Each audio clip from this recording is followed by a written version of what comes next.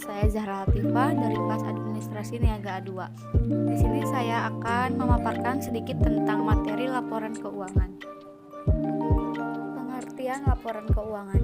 Secara umum, laporan finansial atau laporan keuangan adalah laporan yang berisi pencatatan dan transaksi yang terjadi dalam bisnis, baik transaksi pembelian maupun penjualan, dan transaksi lainnya yang memiliki nilai ekonomi dan moneter. Biasanya, laporan ini dibuat dalam periode tertentu. Penentuannya ditentukan oleh kebijakan perusahaan, apakah dibuat setiap bulan atau setiap 1 tahun sekali.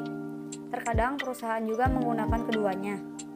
Yang selanjutnya yaitu jenis-jenis laporan keuangan. Yang pertama, laporan laba rugi.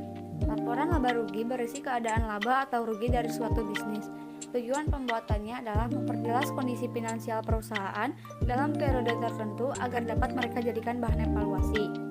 Ada 2 jenis catatan laba rugi. Yang pertama, single step model, dan yang kedua, multiple step model.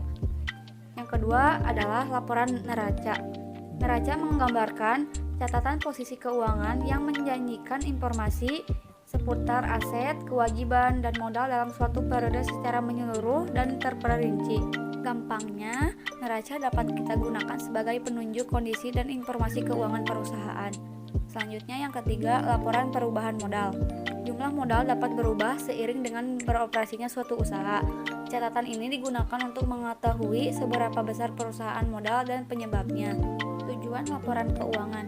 Pembuatan laporan keuangan bertujuan untuk menyampaikan informasi terkait posisi keuangan, arus kas, serta kinerja keuangan dari suatu entitas yang bisa bermanfaat bagi pemangku kepentingan. Selain itu, dokumen ini juga dapat menjadi bentuk penanggung-jawaban manajemen atas pengalokasian sumber daya dalam mengelola dan operasional usaha. Selanjutnya yaitu fungsi laporan keuangan. Berikut ini adalah beberapa fungsi laporan keuangan dalam bidang bisnis, diantaranya yaitu yang pertama untuk menilai kondisi usaha, dan yang kedua sebagai bahan evaluasi, dan yang ketiga sebagai bentuk pertanggungjawaban. Selanjutnya yaitu manfaat laporan keuangan. Ada 2, yang pertama manfaat bagi perusahaan dan yang kedua bagi investor. Saya akan menjelaskan dulu yang pertama manfaat laporan keuangan bagi perusahaan. Yang pertama sebagai bahan evaluasi bagi perusahaan, yang kedua bukti taat pajak, dan yang ketiga menilai kondisi usaha, dan yang terakhir sebagai bentuk pertanggungjawaban. Selanjutnya manfaat bagi investor. Yang pertama mengevaluasi performa perusahaan, dan yang kedua mengetahui jumlah laba bersih, dan yang ketiga menganalisis break-even point atau BEP, dan yang keempat memantau arus kas perusahaan, dan yang kelima mempertimbangkan kelanjutan investasi. Terima kasih. Mohon maaf bila ada kata atau ucapan yang tidak sesuai, mohon dimaafkan.